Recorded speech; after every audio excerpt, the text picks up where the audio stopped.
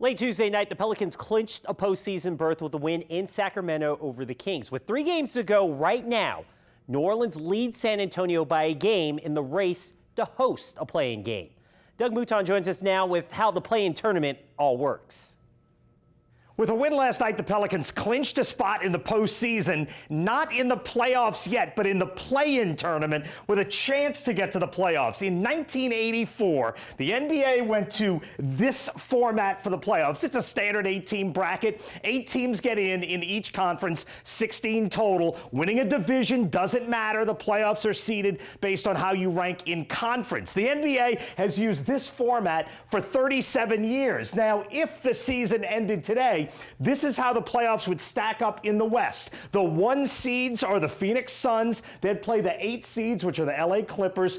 4 versus 5, that's Dallas versus Utah. 3 versus 6, that is the Warriors versus the Nuggets. And 2 versus 7, the Grizzlies and the Minnesota Timberwolves. But last year, the NBA added a play-in tournament. So now the Timberwolves and the Clippers are not guaranteed to get their spots in the playoffs. And the 9 and 10 teams are now alive. That's the Pelicans and the Spurs. They have a shot. The play-in tournament itself now is 3 games. Game 1, the 7 and the 8 seed will play each other, and the winner of this game is in the playoffs as the 7 seed. Game 2 then is the 9 versus the 10. For now, the Pelicans would host the San Antonio Spurs, and the winner of that game stays alive and advances to Game 3, which would be the loser of Game 1 against the winner of Game 2, and the winner of that game becomes the 8 seed. So, to get to the playoffs,